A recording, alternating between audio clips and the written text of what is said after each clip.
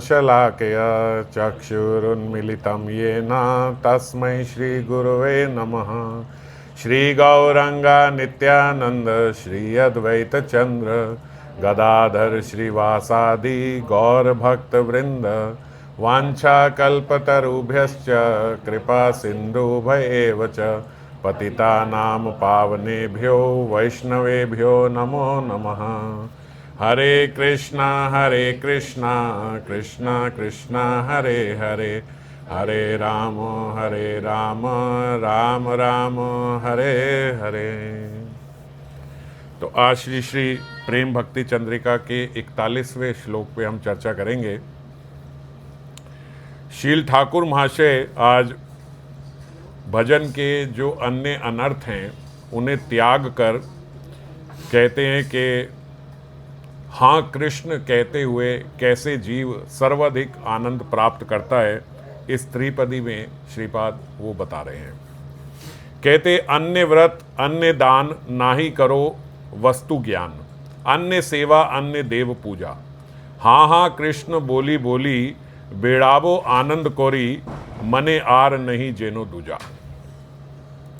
श्री ठाकुर महाशय ये सारे अनर्थ त्याग कर केवल हाँ हाँ कृष्ण कहते हुए आनंद प्राप्त करेंगे।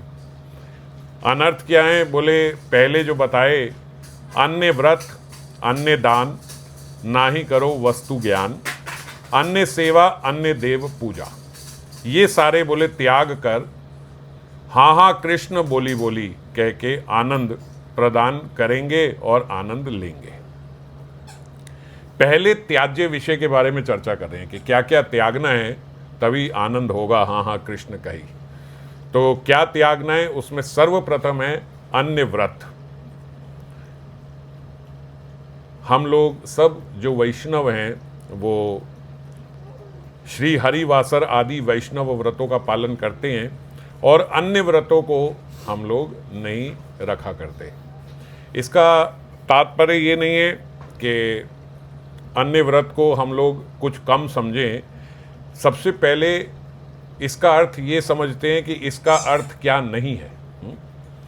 अन्य व्रत का अर्थ क्या नहीं है इसको समझना जरूरी है। क्या है ये तो हम समझ गए कि वैष्णव व्रत और कोई अन्य व्रत नहीं रखे, पर क्या अर्थ नहीं है इसको समझें। इसका अर्थ यह नहीं है कि अन्य लोगों का अपमान किया जाए। जो लोग अन्य व्रत रखते हैं ऐसा ना करें कि हम उनका अपमान करें या उनको नीचा या उनको कम समझें। और क्या नहीं करें, क्या नहीं, इसका अर्थ निकालें कि अन्य देवताओं का तिरस्कार नहीं है यहाँ पर, है ना। किसी भी माध्यम से, किसी भी आगे उनके निर्देशों से ये ना समझें कि अन्य देवताओं का निरादर हो रहा है। गौड़ीय वैष्णव सिद्धांत में सभी देवताओं का सम्मान है, किंतु उपास्य जो हैं वो केवल एकमात्र कृष्ण है। ये हमें समझना होगा, है ना। जैसे हम लोग बोलते हैं रिस्पेक्ट ऑल, सर्व वन, तो सबका आदर है, सबका सम्मान है। जैसे एक विद्यार्थी जो है, मान लीजिए अगर वो IAS के एग्ज़ाम की तैयारी कर रहा है तो वह प्रतिदिन अपना लक्ष्य छोड़कर अगर 10 अलग अलग इम्तिहान की तैयारी करेगा, अलग अलग परीक्षाओं की तैयारी करेगा, तो जो उसकी शक्ति है वो उसकी बिखर जाएगी, वो उसकी बट जाएगी। तो वो किसी भी एक परीक्षा को उत्तम पास नहीं कर पाएगा, है ना। तो यही गलती हम सब करते हैं कि हम अन्य उपासनाओं के साथ चलते हैं। जैसे हम कई लोगों को देखते हैं कि भैया सोमवार को भी एक व्रत रखा, फिर मंगलवार को भी इनका होता है, फिर बुधवार को भी इनका होता है, फिर गुरुवार के आने तक वो इरिटेट हो जाते हैं कि भैया इतने सारे व्रत आते हैं, ये होता है वैसे होता है, और किसी एक की उपासना भी ठीक से नहीं होती। तो अगर हम इसकी गहराई में जाएं तो ऐसा समझ में आता है कि जो बहुत सारे देवी देवताओं को एक साथ भगवान के बहुत सारे स्वरूपों को मानते हैं, वास्तव में वो किसी को भी नहीं मानते। पर ये बात बोलने में और सुनने में थोड़ी कठोर लगती है कि ऐसे थोड़ी हम किसी को नहीं मानते, हम तो सबको। अरे अगर सबको मानते हैं तो भी एक इष्ट होता है ना। तो जो एक इष्ट होता है उसके नियम से सारे व्रतों का पालन करना चाहिए, उसके नियम से उन्हीं के शास्त्रों को पढ़ के सारे उनके जो करने लायक हैं और जो ना करने लायक हैं उनको हमें समझना चाहिए। पर जब हम सबको ले लेते हैं तो फिर अलग अलग भ्रांतियों में और अलग अलग हम लोग सुपरस्टिशियस में भी फंस जाते हैं कि ये ऐसे करना चाहिए, ऐसे कर, कोई भी चीज़ समझ के नहीं करते। इसने ये कह दिया, इसने ये आदेश दे दिया, इस शास्त्र में ये आदेश है, इस शास्त्र में ये निर्देश है, फिर आधे हम खुद बनाते हैं और आधे हम खुद छोड़ देते हैं, है ना। क्योंकि इतने सबके आदेश और सबके निर्देश तो पालन नहीं हो सकते, तो फिर क्या होता है, ना किसी के ठीक से आदेश पालन होता है और ना किसी का ठीक से निर्देश पालन होता है। तो हम अपने आप से सेलेक्ट करते हैं कि मैं ये इतना कर सकता हूँ, मैं इतना नहीं कर सकता, और उसमें कई बारी जो त्याज्य चीज़ें हैं हम वो भी अपना लेते हैं, और जो अपनाने वाली जो मैंडेटरी हैं हम कई बार उसको त्याग कर देते हैं। जैसे कई लोग व्रत करते हैं तो बोलते बड़ा कठोर होता है व्रत करना, तो सब कर लेंगे लेकिन व्रत में चाय पी लेंगे, सब करेंगे लेकिन व्रत में कॉफ़ी पी लेंगे। अब ये कहाँ लिखा है कि चाय कॉफ़ी व्रत में ले सकते हैं? बोले नहीं, ये कोई अन्न में थोड़ी आता है। तो ये कहाँ लिखा है कि इसको ले सकते हैं? अब ये क्या होता है, किसी एक को फॉलो नहीं किया, किसी एक की सुनी नहीं, कहीं परंपरा से किसी एक के शरणागत हुए नहीं, तो सब अपने आप से आदेश निर्देश मन के हिसाब से हमारे बन गए, है ना। तो ऐसा नहीं है, चाहे तो वैष्णव को वैसे ही वर्जित है और हम कहें नहीं व्रत में ले सकते हैं। तो व्रत के अलावा अगर कोई ले रहा है कभी तो भी चलो एक बात समझ में आई, लेकिन व्रत में कैसे ले लेगा? व्रत में तो नहीं लेना चाहिए। तो बोले नहीं, ये तो आजकल इतना तो चल जाता है, और बहुत सारी चीज़ें हैं व्रत में, ये कर लेते हैं, ये वाला व्रत करते हैं, ये वाला नहीं कर लेते, इतने सारे नहीं रखते, ये भी रख लेते हैं। तो ये आएंगे तो ये नवरात्रे रख लेते हैं, फिर आगे रामनवमी आई वो छोड़ दी, अभी तो हमारे इतने सारे 9 व्रत थे, अब कैसे? तो बात भी सही है, जब कोई वो व्रत रखेगा सारे तो फिर अगला रामनवमी अष्टमी तक तो व्रत है, अब रामनवमी का कैसे व्रत रखे? वो व्रत छोड़ दिया। अब हमें देखना होगा वो देवी का उपासक है या वो वैष्णव है। अगर वैष्णव है तो देवी को प्रणाम है, वो भी वैष्णव देवी ही है, हम उनका आदर करते हैं, सत्कार करते हैं, पर उस समय हम लोग वो वाले व्रत ना रख के रामनवमी का व्रत रखते हैं, है ना। और कोई देवी का उपासक है तो वो वाले रखे, फिर रामनवमी का वो नहीं रख रहा है। ठीक है, वो एक को तो फॉलो कर रहा है, पर हम किसी एक को जब फॉलो नहीं करते तो हमसे त्रुटि होने लगती है, फिर हम शास्त्रों का ठीक ढंग से पालन नहीं कर पाते। तो हम यहाँ पे वैष्णव व्रतों को पालन करते हैं, तो जो हरिवासर आदि वैष्णव व्रत हैं उनका हम पालन करते हुए अन्य देवी देवताओं के व्रत आदि को हम लोग त्याग देते हैं। त्यागने का अर्थ ये है कि नमस्कार है, जो करते हैं वो भी प्रणमीय हैं हमारे, है ना, उनका भी आदर है, किसी का तिरस्कार नहीं है, पर हमें समझना होगा कि हम इसको फॉलो कर रहे हैं। अब जैसे हम कहीं बोलें कि ये मेरे पिता हैं, ये मेरे पिता के मित्र हैं, ये मेरे पिता के ऑफिस के लोग हैं, तो पिता तो एक ही रहेंगे ना, तो आदेश और निर्देश तो हमें हमारे पिता के ही पालन करने होंगे। अब हम कहें नहीं पिताजी के मित्र तो ये बोलते हैं, पिताजी के ऑफिस में काम करने वाले तो ये बोलते हैं, उनके परिवार के तो हम सबको सुन रहे हैं, तो इसका मतलब हम किसी को भी ठीक से नहीं सुन रहे हैं। इसका अर्थ ये है, इसका अर्थ ये कहीं नहीं समझना चाहिए कि हम किसी चीज का तिरस्कार कर रहे हैं। तो हम क्या व्रत रखते हैं? बोले बाबा एकादशी व्रत रखा जाता है, जन्माष्टमी रखा जाता है, राधा अष्टमी, रामनवमी, बामन द्वादशी, नरसिंह चतुर्दशी, शिवरात्रि, गौर पूर्णिमा, नित्यानंद त्रयोदशी, अद्वैत सप्तमी आदि व्रतों का परिपालन गौड़िया वैष्णव करते हैं। श्री सनातन शिक्षा में महाप्रभु ने कहा है, चैतन्य चरितामृत में, जहाँ महाप्रभु सनातन गोस्वामी को शिक्षा दे रहे हैं, वहाँ पे उन्होंने कहा एई सबारे विद्या त्याग अविद्या करण अकरणे दोष कोइले भक्ति लंबन। इसका तात्पर्य यह है कि एई सबारे, इन सब का शास्त्र द्वारा बताए गए जो नियम हैं उन नियमों द्वारा इनका पालन करना होगा और निषिद्ध कर्मों का परित्याग करना होगा। शास्त्र द्वारा मतलब एई सबारे विद्या जो विधि पूर्वक है, और त्याग अविद्या, और जो विधि में नहीं है उसका हम त्याग करते हैं। ना करने पर, जो करना चाहिए वो ना करने पर दोष लगता है। जो विधि हमें बताई गई है उस विधि का पालन ना करने से भी दोष लगता है। तो दोष क्या लगता है? बोले भक्ति लंबन, हमारी जो भक्ति की प्राप्ति है उसमें विलंब आ जाता है। अगर कोई व्रतों का पालन ठीक से नहीं करता तो क्या दोष लगेगा? ऐसा नहीं कि कोई पाप लग गया, अपराध लग गया, लेकिन इन व्रतों को रखने से भक्ति सुलभ हो जाती है और ना रखने से भक्ति में विलंब आ जाता है थोड़ा। श्रीमन नारदी पुराण में लिखा है, विश्व में ब्रह्म हत्या जितने प्रकार के पाप हैं विश्व में, जो मतलब ब्रह्म हत्या इसलिए बोला गया कि सबसे बड़ा पाप जो है वो ब्रह्म हत्या है।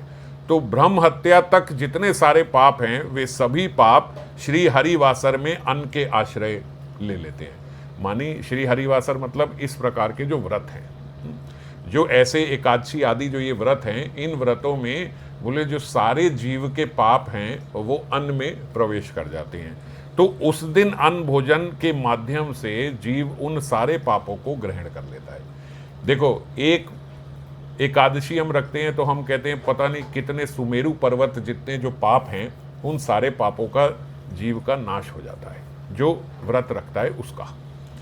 और यहाँ तक कि किसी के घर में किसी की मृत्यु हो गई हो तो जो वैष्णव नहीं भी है, तो कर्म कांड में भी ये बोला गया है कि यदि उसके नाम का उसके परिवार वाले एकादशी व्रत रख लेते हैं और सुबह उसको तर्पण कर देते हैं कि भैया हमने इसके नाम का रखा, तो वो जीव कितना बड़ा पापी क्यों ना हो, वो नर्क योनि में नर्क यात्रा नहीं करेगा, नरकों की योनियों में नहीं जाएगा, नारकी की योनियों में नहीं जाएगा, है ना।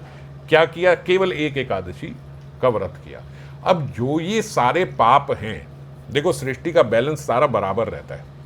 जो ये सारे पाप हैं, जो उनके इतने सारे पाप खत्म कर दिए एक एकादशी का व्रत रख के, जो जीव अपनी एकादशी रख के सारे पाप खत्म कर, ये पाप कहाँ जाते हैं? ये कहाँ चले गए? हवा में थोड़ी चले गए। ये पाप कहाँ चले? बोले उस दिन ये सारे पाप जो हैं वो अन्न में प्रवेश कर जाते हैं। फिर किसको लगते हैं? बोले जो अन्न खाता है वो अन्न खाने वाले को ये सारे पाप बट के उनमें चले जाते हैं। समझ गए? तो हिसाब किताब बराबर रहा भैया यमराज जी का भी, कि इतने पाप थे, इतने पाप यहीं रहे, इन्होंने व्रत रखा, इनके पाप हट गए, जिन्होंने उस दिन अन्न खाया वो पाप सारे उनके पास चले गए। तो इसीलिए उस दिन अन्न नहीं खाना चाहिए, व्रत करना चाहिए। उस दिन अन्न भोजन के माध्यम से उन्हीं सब पापों को ग्रहण किया जाता है जो जीव अन्न खाता है।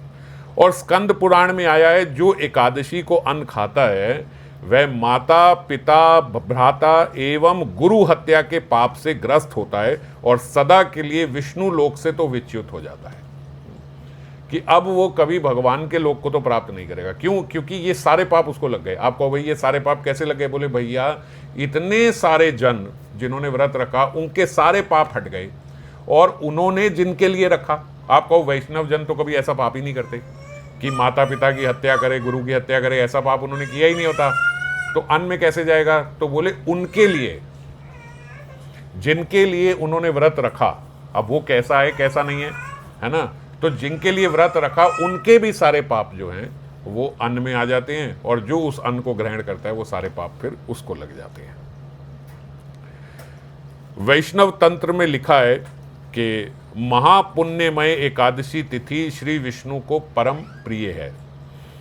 जो एकादशी को उपवास रखकर द्वादशी में श्री हरि की सेवा करते हैं और उसके उपरांत अन्न पाते हैं, उन्हें सभी प्रकार के उनके पाप विनष्ट होते हैं और वो विष्णु भक्ति प्राप्त करते हैं।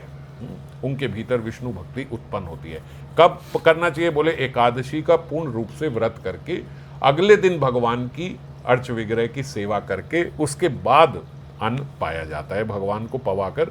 वैसे तो कई जगह ऐसा भी लिखा जाता है कि और अच्छे से अगर एकादशी करना चाहो तो भगवान को भोग लगाया, उसके बाद कहीं ब्राह्मण या वैष्णवों को कुछ प्रसाद पवाया और उसके उपरांत हम प्रसाद पाएं, ये सही विधि है। तो वो जीव तीव्रता से विष्णु भक्ति यानी कृष्ण भक्ति या श्री राम भक्ति, जिनके भी वो उपासक हैं, जो उनके इष्ट है, वो प्राप्त करते हैं।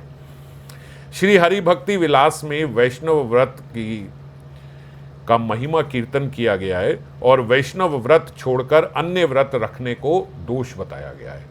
अब अन्य व्रत रखने को दोष क्यों बताया गया है? बोले क्योंकि फिर वही अन्य व्रत रखेंगे तो मानी उनकी इन व्रतों में श्रद्धा कम है, तभी वो दूसरे व्रतों की ओर सोचता है कि मेरा इससे ये लाभ हो जाएगा, इससे हो जाएगा। या फिर अगर कोई वैष्णव व्रत छोड़ के या वैष्णव व्रत करते हुए भी दूसरे व्रतों को करता है तो उसके भीतर कोई पुण्य अर्जित करने की, कोई संकट मोचन की, कि ये हट जाए, ये हट जाए, ये बला हट जाए, इन्होंने मुझे ये बोला है, ये वाला कर लो, इस प्रकार का जब हम लोग व्रत करते हैं तो इसका मतलब हमारी श्रद्धा जो है वो एकादशी व्रत में नहीं है।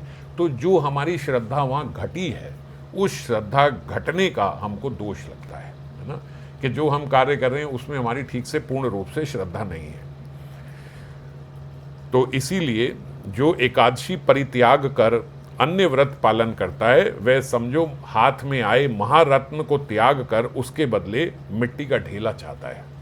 अब जिस एकादशी से महारत्न प्राप्त होना था, देखो इन वैष्णव पद्धति में क्या होता है, शास्त्रों में वर्णित है, जहाँ पे जितनी श्रद्धा डालोगे वहाँ से उतनी कृपा प्राप्त करोगे। इसीलिए बोला जाता है भजन अनन्य होना चाहिए।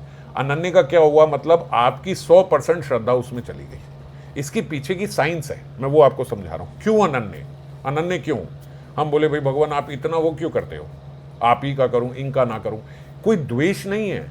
वो कह रहे हैं अगर एक रूप में आप अनन्य हो जाओगे तो इसका मतलब आपकी पूर्ण श्रद्धा उसमें चली जाएगी। और जब हम दो में करते हैं तो श्रद्धा 50-50 नहीं होती, श्रद्धा 10-10 रह जाती है। समझ गए? इस साइंस को समझो। ऐसा नहीं है कि मेरी 2 में हो गई तो दोनों में मेरी श्रद्धा, इसमें भी 50%, इसमें भी 50%, इसमें 50 नहीं है, अब फिर मेरी कहीं और भी चली जाएगी, क्योंकि मेरी किसी में भी पूर्ण नहीं है। जब किसी में पूर्ण नहीं है तो फिर बढ़ जाती है। समझ गए? जब तक, एक बात समझो, जब तक आपका इत्र की डिब्बी बंद है तो सारी इत्र की खुशबू उसके अंदर बंद है। एक बार खोल दी, जब खोल दी तो फिर फैल गई, फिर आप ऐसा नहीं कह सकते बस इसी में जाएगी, इसी में जाएगी और इसी में जाएगी, ऐसा तो नहीं बढ़ सकता। जब आपकी श्रद्धा खुल गई, अब खुल गई तो फिर कहीं भी जाएगी और बहुत जगह जाएगी। तो इसीलिए भगवान क्या बोलते हैं, जहां करो वहां अनन्यता होनी चाहिए। अनन्यता में क्या है, 100% आपका, सोचना नहीं समझना नहीं, जो करोगे आप करोगे, आप ही हो नाथ मेरे। जब इस प्रकार का भजन होता है तो फिर भगवान की कृपा भी 100% आपके पास आती है। हम कहें हम 2 में करते हैं, चलो दोनों से 50-50 मिल जाए ना, दोनों में आपकी 50-50 श्रद्धा फिर रहती नहीं। जब श्रद्धा बढ़ती है तो फिर बहुत जगह बढ़ जाती है, फिर 2 में नहीं, 3 में नहीं, फिर बहुत जगह बढ़ जाती है श्रद्धा। तो इसीलिए एक जगह तभी अनन्यता बोली गई है, अनन्यता से भजन होना चाहिए। इसीलिए यहाँ पे किसी द्वेष भाव से ऐसा नहीं कि नहीं जी हम हमारी बात सुनो, हमारा ही व्रत करो, दूसरे का व्रत मत, ऐसा नहीं है। जहाँ करो जो करो पूरी श्रद्धा से वही करो।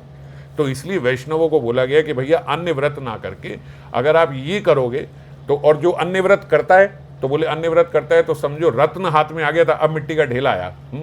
100 की 100% मिलनी थी, अब 10% मिलेगी चीज। आपने पूर्ण रूप से श्रद्धा ही नहीं करी। हरि नाम तो सब करते हैं, प्रेमियों को एक नाम से प्रेम प्राप्त हो रहा है, एक एक नाम से सिद्ध महात्मा हो रहे हैं।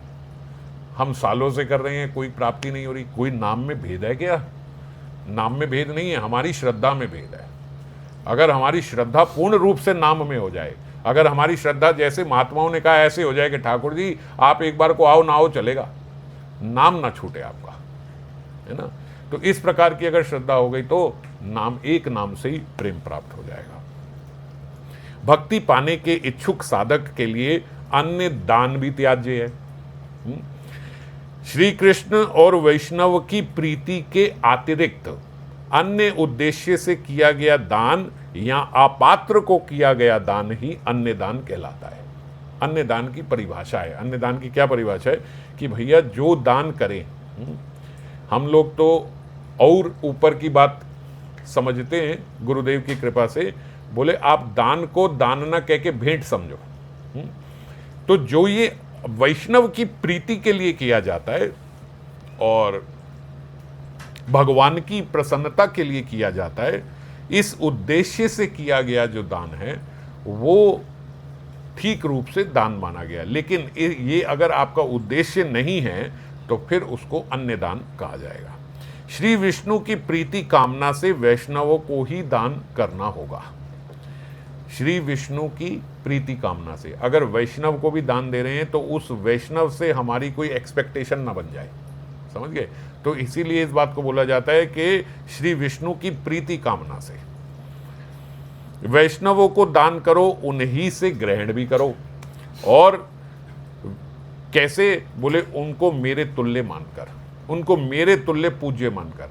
अब देखो, अब यहाँ बात आपको समझ में आएगी मैं क्यों बोल रहा हूँ कि दान नहीं भेंट समझना चाहिए। क्योंकि जब आप वैष्णवों को भगवान के तुल्य मानोगे तो किस हाथ से दान दोगे, किस बुद्धि से दान दोगे, किस मति से दान दोगे? ठाकुर जी हैं सामने, ठाकुर जी को दान दिया जाता है, ठाकुर जी को भेंट दी जाती है। इसलिए वैष्णव हो तो कभी दान देते हुए हाथ ऐसा ना हो, अगर वैष्णव हो तो दान देते हुए भी ऐसा हो, ये भेंट है, आपको अर्पण कर रहा हूं, स्वीकार करके मेरे पे कृपा कीजिए, इस प्रकार देना चाहिए। आप देखो, आती है भेंट देते हैं, भेंट ऐसे देते हैं और दान ऐसे दिया जाता है। तो कभी आपका हाथ उल्टा नहीं होना चाहिए। मतलब इसको ऐसे शाब्दिक मत समझना जी हाथ उल्टा हो गया, गलत हो गया, ये तो दान हो गया। भाव जो है वो भेंट का होना चाहिए। हम भेंट दे रहे हैं क्योंकि ठाकुर जी के तुल्य हैं ये वैष्णव। और क्या होगा इससे? बोले हमें इससे हमें कृपा प्राप्त होगी। अन्य जगह अगर वैष्णवों के ध्यान ना रख के अगर हम अपात्र को दान देंगे, तो अपात्र को जब हम दान देंगे तो हमारे भीतर अहंकार की सृष्टि होगी। समझ गए? जब वो वैष्णव नहीं होगा तो आप उसे विष्णु तुल्य नहीं समझ पाओगे। वो भजन नहीं कर रहे, सत्कार नहीं कर रहे और कहीं कुछ और भी राजसी और तामसी भोजन लेते हो, तो आप कहोगे भाई इनको कैसे समझूं कि मैं भगवान को दे रहा हूं, तो इनकी तो ज़रूरत है, चलो ले लो इतना। तो जब आप इस भाव से लोगे तो आपके भीतर अहंकार की सृष्टि होगी। लोग अपने घर में काम करने वाले और इधर उधर या उनके साथ वाले किसी को दान देते हैं तो उनसे भी अपेक्षा रख लेते हैं कि तेरे इस टाइम पे काम दिया है, हम जब बोलेंगे तो यहाँ खड़े होना। समझ गए? ऐसा बोलते ही नहीं, इधर आते को चाहिए, चल ले जा, कोई बात नहीं पैसा, लेकिन जो हम बोलेंगे बिल्कुल यहाँ उसी समय पहुँचना है। तो ये क्या है? ये दान नहीं है कि आप उससे अगर अपेक्षा रख रहे हो, ऐसा दान नहीं है। तो भगवत गीता में 3 प्रकार के दान जो हैं वो बताए गए। सात्विक दान भी होता है, राजसी दान भी होता है और तामस दान भी होता है।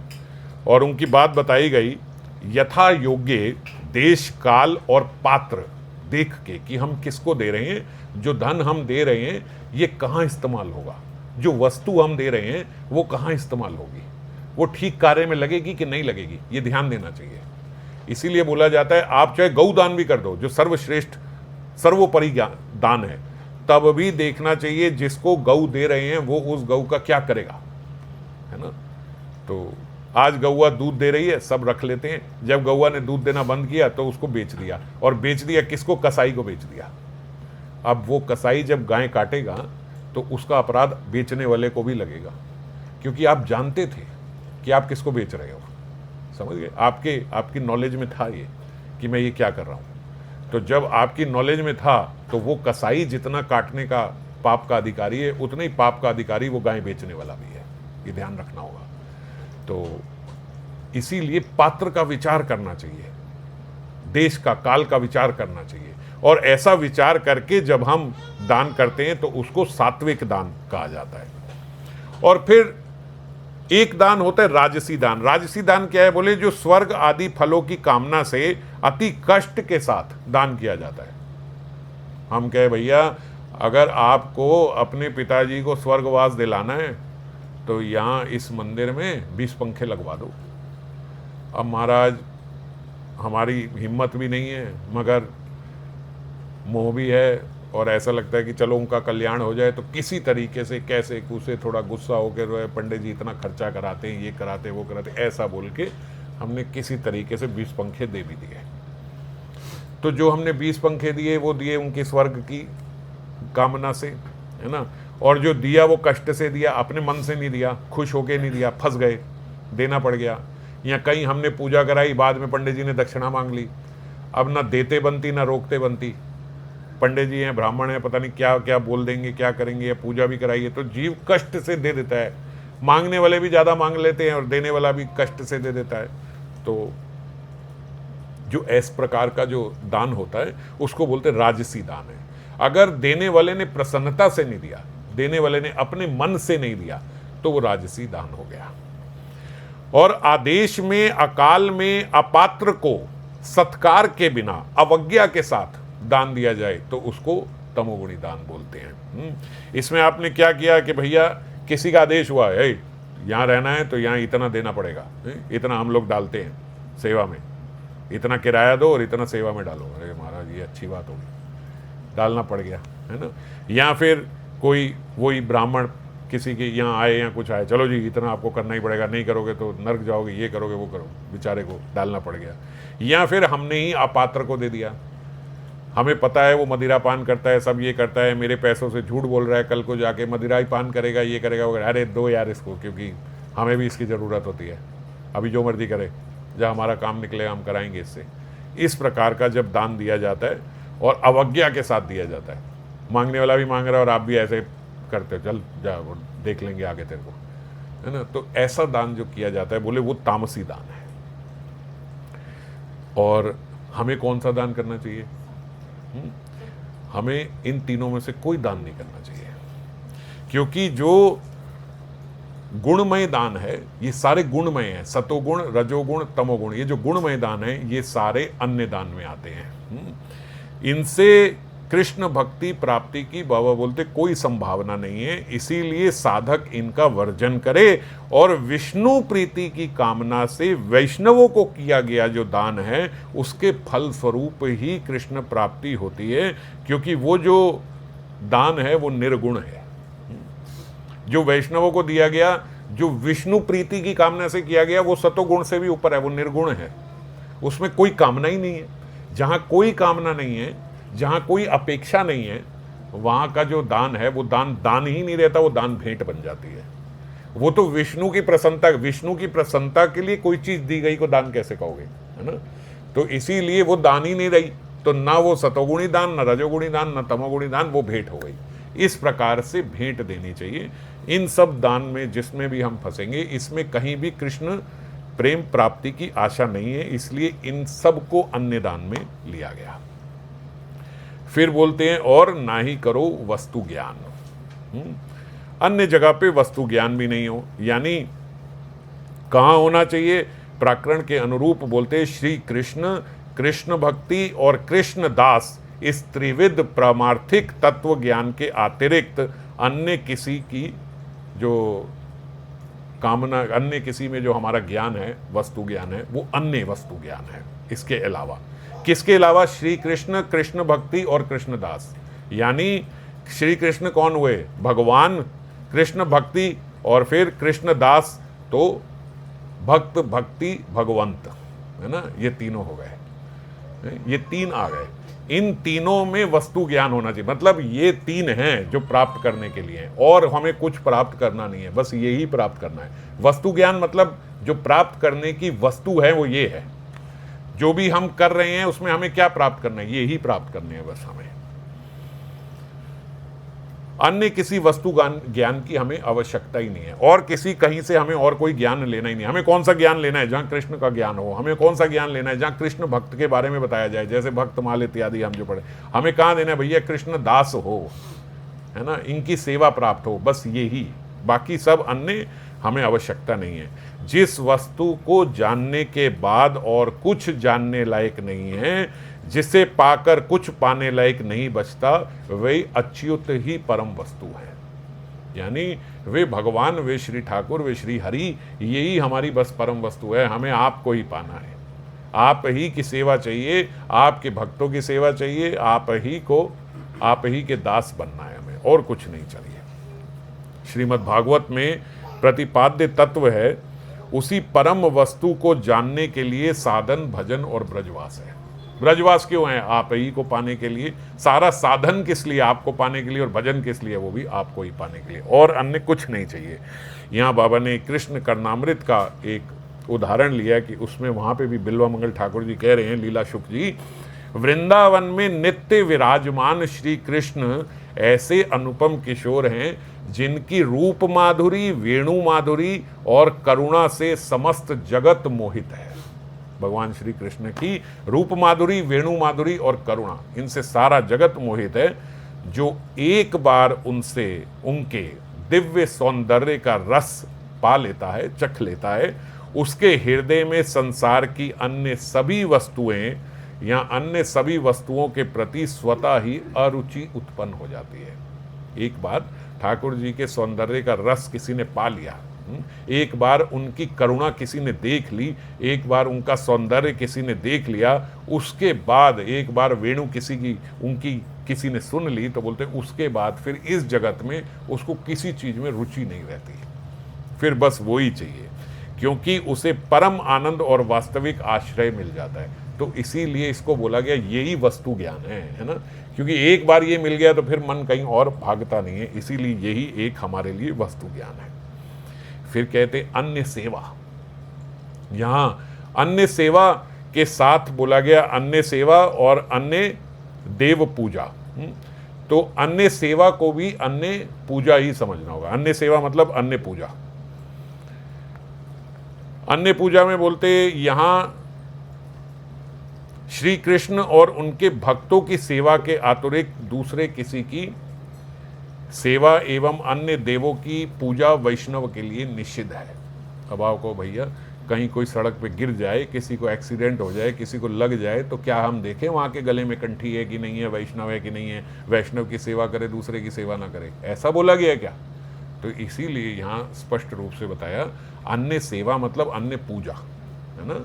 सेवा हमें जीव मात्र की करनी है, कोई भी जीव हो, पशु हो, उसकी भी सेवा करनी है, सेवा करनी है। पर हमें जो सेवा करनी है वो अन्य सेवा कैसे होगी और अन्य सेवा कैसे नहीं होगी, इस बात को समझना बहुत जरूरी है। हमने गली में किसी कुत्ते को चोट लग गई, उसकी भी सेवा करनी है, वो पशु है। हमारा अगर अधिकार हो, हमारे अगर बस का हो, तो उसमें भी हम पट्टी करा दें, वहाँ को भी थोड़ा बिठा के पानी डाल दें, जो जितनी सेवा कर सकते हैं कर ले, पशु की भी कर ले। व्यक्ति तो बहुत दूर की बात है, वहाँ तो करनी चाहिए, पशु की भी करें। पर करते समय यही ध्यान रहे कि इनके भीतर भी ठाकुर जी विराजमान है, ऐसे सेवा करें। ये नहीं कि महाराज एक कुत्ते पे आपने पट्टी लगा दी या पानी लगा दिया और फोटो खींच के पूरे जगत में डिंडोरा फैला दिया कि देखो जी महाराज हम तो कुत्ते तक की सेवा करते हैं। ऐसा ना हो। अगर ऐसा करा तो अन्य सेवा हो गई, वही सेवा। मगर वही सेवा आपने ऐसे करी कि भैया जीव मात्र में ठाकुर जी विराजमान है ना, तो इनकी भी हम कहीं हमें कोई अवसर मिले किसी की सेवा करने का, वहाँ सेवा करी, जीव मात्र में ठाकुर जी है, तो वो अन्य सेवा नहीं हुई। जब हमने ठाकुर जी को विराजमान करके विष्णु प्रीति के लिए, कृष्ण प्रीति के लिए ही हमने कोई सेवा करी, तो वो अन्य सेवा नहीं है। पर यदि कृष्ण प्रीति के लिए सेवा नहीं की, अपनी लाभ पूजा प्रतिष्ठा के लिए कोई सेवा की गई, तो चाहे वैष्णव सेवा भी की जाए वो अन्य सेवा में आ जाएगी। समझ गए?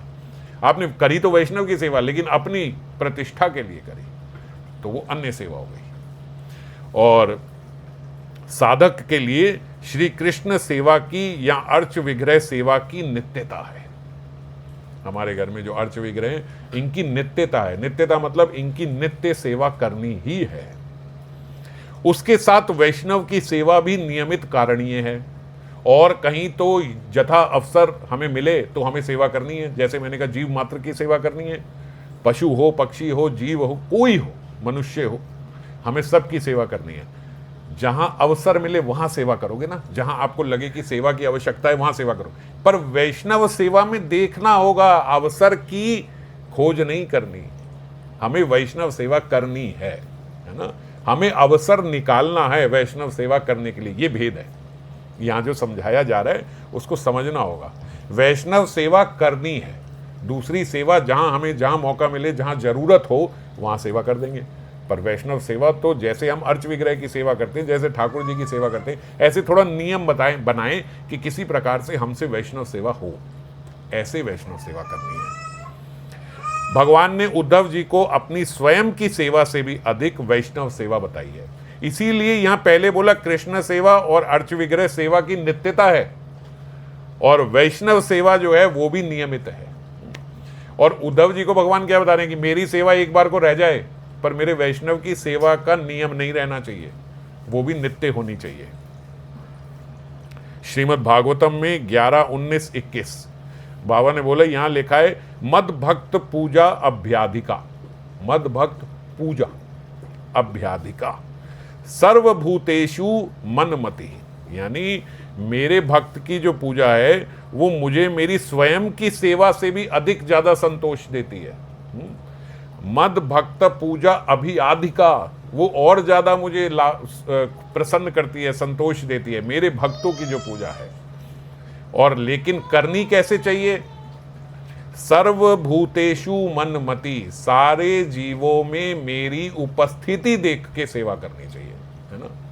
हमें ऐसा नहीं देखना चाहिए मैं इसकी सेवा करूंगा, ये मेरे को ठीक लगता है, मैं इसकी सेवा करूंगा, ये मुझे सही लगता है, ऐसे नहीं। वैष्णव सेवा करनी है, हमें वैष्णव सेवा करनी है। जैसे हम लोग नियमित रूप से, आप सब लोग एक जगह हमारे वहाँ हम लोग इकट्ठा करते हैं, वहाँ दान देते हैं और वहाँ से वैष्णव सेवा होती है। हमें नहीं पता कहाँ किस वैष्णव की सेवा में जा रही है ना, सबको नहीं पता है।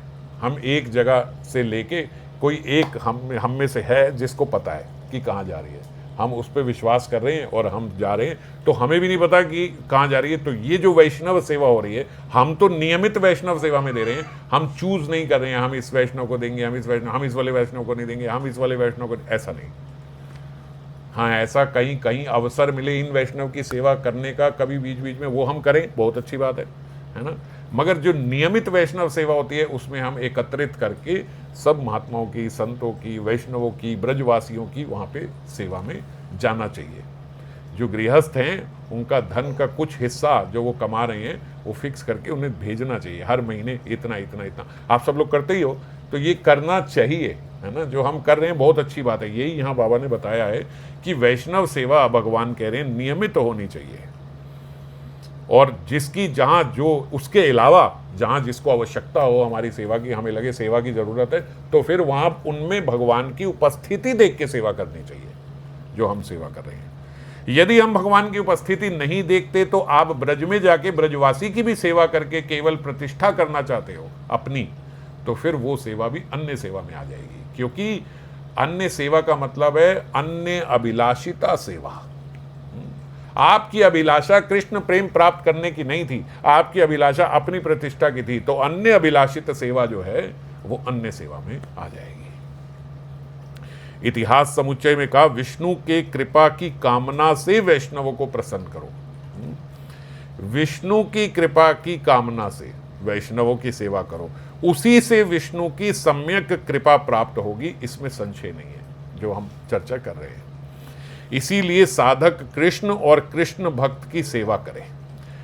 अन्य देवताओं की पूजा यहाँ पे हमें निषेध की गई। अन्य देवताओं की जो पूजा निषेध गई, इसमें फिर समझना होगा, इसका भाव जो है वो अत्यंत सावधानी से समझना होगा। ऐसा नहीं है गौड़िया वैष्णव अन्य देवताओं का अपमान करें, इनकी हमें मना करिए, हम इनकी सेवा नहीं करें, ना, अपराध हो जाएगा। वो सब भगवान के सेवक हैं। गौड़िया वैष्णव अन्य देवताओं का अपमान नहीं करते, बल्कि उन्हें भगवान के महान भक्त और सेवक मानकर सम्मान करते हैं। ठीक है, हम जो कर रहे हैं वो भी वही कर रहे हैं। तो सेवक सेवक एक दूसरे की सेवा नहीं करते, सेवक सेवक मिलके सेव्य की सेवा करते हैं, ऐसा भाव रखना चाहिए। मैं जितनी सेवा कर रहा हूं, मेरे से बहुत बड़े सेवक ये हैं। सारे देवी देवता भगवान की सेवा कर रहे हैं, है ना। हम भी सेवक, आप भी सेवक, दोनों मिलके सेवे की सेवा करेंगे। अब सेवक सेवक एक दूसरे का तिरस्कार थोड़ी करते हैं ना, एक दूसरे का सेव्य की तरह सम्मान कर रहे हैं। हम तो सब मिलके सेवे की सेवा कर रहे हैं। तो इसीलिए अपमान नहीं है जब हम कहते हैं इनकी सेवा मत करो, इनकी सेवा निषेध इसीलिए है कि वो सब भी भगवान ही की सेवा करें। अब देखो, आप अपने ठाकुर जी के, अपने गुरु जी के सामने खड़े हो, चलो ठाकुर जी हम अभी इतना बिलीव ही नहीं कर पाएंगे कि हमारे साथ कन्हैया खड़े हैं, हम गुरु जी के चरणों में बैठे हैं। एक व्यक्ति बाहर से आए, ओ हो महाराज क्या सेवा को, आहा गुरु जी के देखो चरण चाप रहे, वो बढ़िया वो बढ़िया, वहाँ से हार उठा रहे हो आपके गले में। महाराज आप मना करो, क्या कर रहे हो यार, गुरु जी सामने बैठे हैं, आप उनको प्रसाद ही नहीं करा रहे, उनको हार नहीं डाल रहे, आप हमारी सेवा की प्रशंसा उनके सामने कर रहे हो, तो अपराध हो रहा है। इसलिए थोड़े बैठे हैं ना, कितना संकोच होगा, क्या कर रहे हो यार आप, गुरु जी सामने बैठे हैं, करो। हमें एक बार को क्रोध आ जाएगा उस पर, करने को वो सम्मान कर रहा है, पर हमारे तो क्रोध का अधिकारी बनेगा कि आप क्या कर रहे हो, गुरुजी के सामने ये सब कर रहे हो। गुरुजी भी सोचे भैया क्या इसीलिए बैठा था हमारे चरण चापने, तो ऐसा नहीं भाई, गुरुजी को करो, है होगा कि नहीं संकोच। अब ऐसे ही देवी देवता भी भगवान ही की सेवा कर रहे हैं। आप भगवान के समक्ष वहां पे जाके उन देवी देवताओं की सेवा, उन देवी देवताओं के क्रोध के अधिकारी बन जाते हो। वो कहते क्या करते हो आप। हनुमान जी एक माला पहनने को तैयार नहीं है अगर उसमें राम जी ना हो, तो वो मोती भी लेने को तैयार नहीं है। उन हनुमान जी को बिना राम जी को भोग लगाए पवा रहे हो। है ना। तो राम जी की प्रसादी लाके हनुमान जी को दो, हनुमान जी आप प्रसन्न हो जाएंगे, आपसे नृत्य करेंगे आपके लिए। क्या बात कर दी आपने, आप समझे मुझे ठीक रूप से। कई जगह पे ऐसे लिखा है हनुमान जी को अधिकार प्राप्त है कलयुग में। राम जी ने कहा चलो आप ले लिया करो। पता नहीं, हम छोटे, हमें पता नहीं, होगा ऐसा, मैंने सुना है, मुझे नहीं पता, मैं जानता नहीं, होगा, मतलब मुझे कोई वो नहीं है उसमें। मगर हम गौड़िया वैष्णव क्या है, हम तो भैया राम जी को भोग लगा के उनको पवाएंगे। हमें कोई कहे आप पे शनि भारी है, वहाँ पे जाके तेल चढ़ा दो, ना, हम नहीं चढ़ाएंगे। हम तो अपने ठाकुर जी का प्रसादी ले जाके शनिदेव को पवाएंगे, लो जी आप पाओ। शनिदेव नाचेंगे हमारे हिसाब से। तेल तो दुनिया चढ़ा रही है, अगर उन्हें तेल चाहिए तो दुनिया दे रही है, हम तो मक्खन मिश्री देंगे भैया, आप ये लो, ठाकुर जी की प्रसादी है, आप लड्डू पाओ। क्यों, ये ठाकुर जी की प्रसादी है, हम गौड़िया वैष्णव हैं, हम तो अपने इष्ट को भोग लगा के आपको पवाएंगे, क्योंकि हम समझ रहे हैं आप भी उन्हीं की सेवा करें और कर तो रहे हो। अब आपको कहीं पीछे से अधिकार प्राप्त हो, कई लोग दे देते हैं, भैया स्टेट का मिनिस्टर है, प्राइम मिनिस्टर ने कह दिया कोई बात नहीं, हमारी तरफ से तुम ले लिया करो, होगा, शास्त्रों में ऐसा भी होगा, नियम होगा, दिया होगा, लिखा होगा, सब तरीके की बात होती हैं सब लोगों के लिए। सब लोग अलग अलग विधि बने अलग अलग मानसिकता के लोगों के लिए, तो वो भी होगी, पर हमारे लिए नहीं है। हमारे लिए तो एक ही है, आप हो, आपकी प्रसादी हम सबको पवाएंगे, क्योंकि हमारे हिसाब से तो सब आप ही का, हमारे हिसाब से क्या कर तो रहे हैं सब आपका। अगर पीछे से कहीं उन्हें अधिकार प्राप्त हो तो भी वो भी प्राप्त होगा, पर जब उनकी प्रसादी मिलेगी तो प्रसन्न होंगे। सेवा तो वो कर ही रहे हैं ना, इसमें तो कोई दो राय नहीं है कि सब देवी देवता भगवान ही की सेवा कर रहे हैं, भगवान ही के अंश हैं। जो भगवान का विश्व रूप है, उस विश्व रूप में सारी देवी देवता भगवान के ही हाथ पैर हैं, तो कहीं पे भी देंगे वो भी आगे ठाकुर जी को देंगे, और आप ठाकुर जी का प्रसाद लाके उनको देंगे तो भी वो प्रसन्न होंगे। तो ये बात तो सही है ही। हाँ, कहीं पीछे से उन्हें अधिकार प्राप्त हो, आप ले सकते हो तो ठीक है, वो आप दो, कोई बात नहीं, वो भी होगा, तो वो भी सिस्टम होगा, पर हमारा सिस्टम तो एक ही, हम तो प्रसादी ही देंगे। तो इसी अधिकार से ये बात बोली गई कि देवी देवता को सीधा ना करके हम भगवान ही की सेवा करेंगे, उन्हीं की पूजा करेंगे। और फिर ऐसा करके जब वो बोलते ये सारी चीजें आप कर लोगे, तब हाँ हाँ कृष्ण बोली बोली बेड़े वो आनंद करी मने आर नाही जेनो दूजा। अब मेरे मन में और कोई दूजा नहीं है, मैं तो हाँ हाँ कृष्ण आपका ही कीर्तन करते हुए इस जगत में रहूंगा। ये अब पद का जो हृदय है ना, वो अब आया है ना। ये लाने के लिए ही वो बात करी थी। अब तक तो त्याग की बात की थी, ये नहीं करना, ये नहीं करना, ये नहीं करना, ये नहीं करना। क्यों? नाना करने के लिए थोड़े नाम आए हैं, हम तो करने के लिए आए हैं। तो जो करने के लिए आए हैं उसके लिए पहले निषेध बताए जाते हैं, भैया ये सब मत करना। मानी खेल शुरू होने से पहले रूल्स एंड रेगुलेशंस बताए जाते हैं, डूज एंड डोंट्स। पर do's and don'ts is not the game, है ना। अभी तो गेम शुरू नहीं हुई है, अभी तो आपको रूल्स बताए गए। तो इससे पहले के सारे नियम थे, विधि थी, निषेध थे, ये सब करना था। अब हृदय आया है, करना क्या है ये अब बात आई है, अब प्राप्ति की बात आई है। तो कहते समस्त कृष्णेतर विषयों का संपर्क त्याग कर एकांतिक भाव से श्री कृष्ण विरह में विश्व को सूना समझते हुए। विश्व को सूना मतलब इस विश्व में उपास्य लायक कोई नहीं है, हैं तो केवल हमारे ठाकुर जी हैं सब जगह। हाँ हाँ कृष्ण तुम कहाँ हो, दर्शन दो, ऐसा मानते हुए सब जीवों के भीतर उन्हीं को देखते हुए, उन्हीं को मांगते हुए, उन्हीं को चाहते हुए, ऐसा कहकर रोते हुए मैं घूमूंगा। इस प्रकार विश्व को भूलकर चित्त सर्वाधिक आनंद का आस्वादन प्राप्त कर धन्य होगा। जो कृष्ण विरह में रोते हैं वो सर्वाधिक आनंद प्राप्त करते हैं। बोले वो आनंद इस जगत में है ही नहीं। जैसे आपको तो फिर रोते क्यों हैं, है ना। तो रोना जो है, बोले वो जब बहुत यहाँ उपलब्धि किसी को मिल जाती है तो हम देखते हैं ना, एकदम से वो भी रो पड़ता है। बहुत ज़्यादा मिल गया, बहुत आनंद का अवसर आ गया अचानक से, तो जैसे ही कोई इतना आनंद का अवसर आता है तो उसके आंसू निकलाते हैं, है ना। वो जो थोड़ा सा वो फील कर पा रहा है ना, वो एक कण भी नहीं है उस समुद्र का जो आनंद मिलता है कृष्ण विरह में रुदन करते हुए। तो जो कृष्ण विरह में रुदन हो रहा है, वो जो तड़प है, वो बाहर से तो तड़प है पर भीतर से बहुत आनंद देने वाली है। आप ही हो। जब एक का ही आश्रय हो जाए ना तो बड़ी आनंद की अवस्था होती है कि बस आप कोई झंझट में फंसना ही नहीं, कोई झमेला है ही नहीं महाराज, केवल एक आप ही हो। और जब हम बोलते केवल एक आप ही हो तो वो एक बड़ी जल्दी प्रसन्न हो जाते हैं, और वो प्रसन्न हो गए तो अन्य वस्तु ज्ञान है ही नहीं, और कोई है ही नहीं। जब आप मिल गए तो और किसको प्रसन्न करेंगे, सब प्रसन्न हो जाए। सबके भीतर आप ही हो, सारे जीवों के भीतर कौन है, आप ही हो। तो आप जब प्रसन्न हो गए तो बस और कौन रह गया, फिर सब प्रसन्न हो गए। तो शील ठाकुर महाशय कहते हैं कृष्ण विरह में रोदन महासुखमय दशा है, इस विषय में मने आर नाही जेनो दुजा, और मन को दूसरी चीज कोई नहीं चाहिए। मेरे मन को कोई दुविधा नहीं है, मेरे मन को संदेह कोई संदेह नहीं है। बस ये सब इन विधि निषेधों का पालन करते हुए मैं तो हाँ हाँ कृष्ण कहता हुआ नाचता डोलूंगा पूरे जगत में, और आप कहाँ हो, आप ही को ढूंढूंगा, आपको ही पाऊंगा और केवल आपके ही संरक्षण में रहूंगा। तो आज का ये श्लोक जो है ये यहीं पूरा हुआ, कल फिर और आगे चर्चा करेंगे। जय राधे।